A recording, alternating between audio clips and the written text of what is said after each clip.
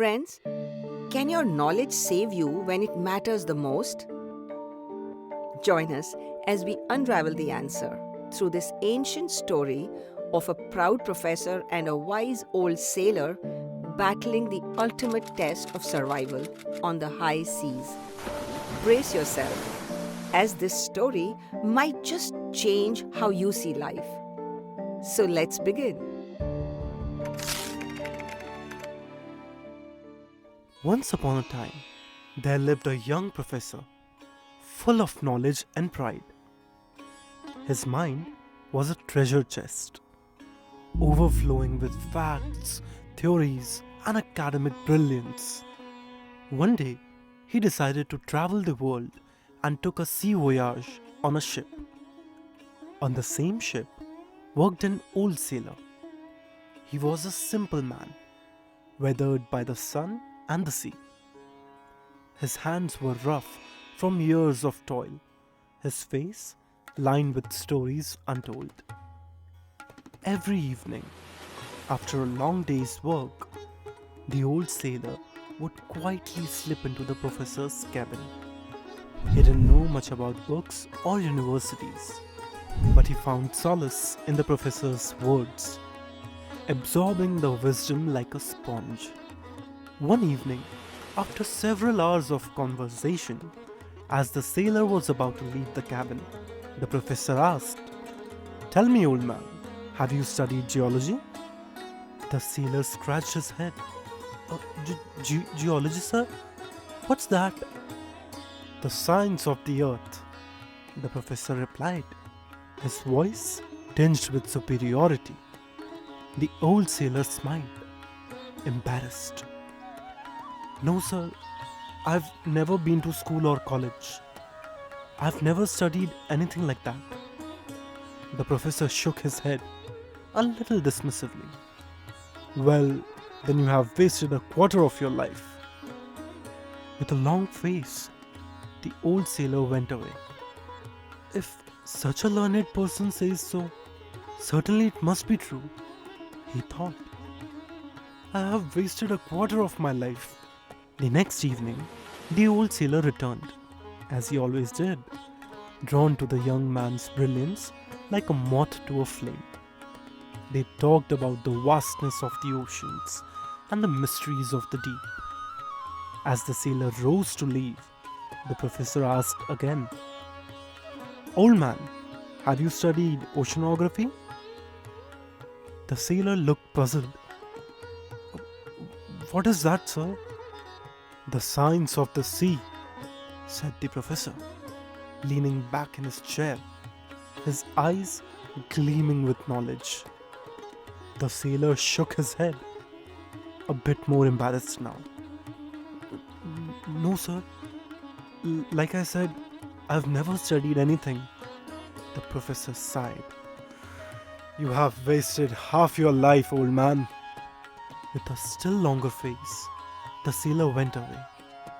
The words sank deeper into the sailor's heart. That night, as he lay on his thin mattress, his thoughts churned like the waves beneath the ship. "Huh, half my life gone," he murmured. On the third evening, the conversation turned to the winds, the skies, and the ever-changing weather. The professor, still caught up in his scholarly world, asked, "Have you studied meteorology, old man?" "What is that, sir? I've never even heard of it." "Why? The science of the wind, the rain, the weather?" The professor replied. "You have not studied the science of the earth on which you live. You have not studied the science of the sea on which you earn your livelihood. You have not studied the science of the weather which you encounter every day. Old man, you have wasted 3/4 of your life." Now, the old sailor was very unhappy. "This learned man says that I have wasted 3/4 of my life. Certainly, I must have wasted 3/4 of my life. What have I done with my life? Where have all those years gone? On the fourth day, the sea turned white, the sky darkened, the winds howled, and the waves roared like an angry beast. The ship shuddered as it struck a hidden rock. Chaos erupted as the passengers and crew scrambled for safety. The old sailor, calm despite the storm, rushed to the professor's cabin. He found the young man paralyzed with fear, clutching his books. "Professor!" the sailor shouted above the din of the storm. Can you swim?" The professor's face went pale. "No."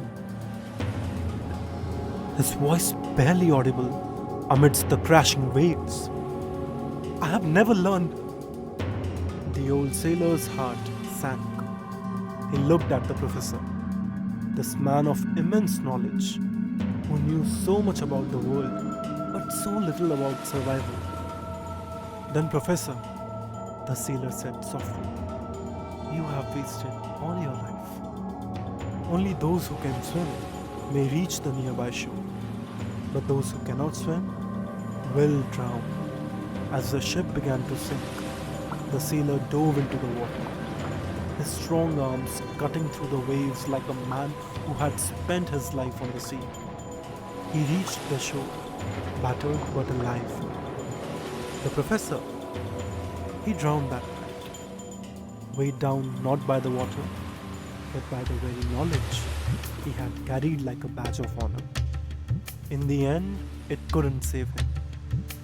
You can study the earth, the seas, the skies, and all the mysteries of the universe.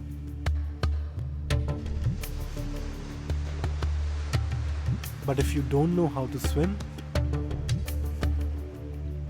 when life throws you into the deep end, all the knowledge in the world won't save you. Because in life, it's not just about what you know. It's about what you do with that knowledge.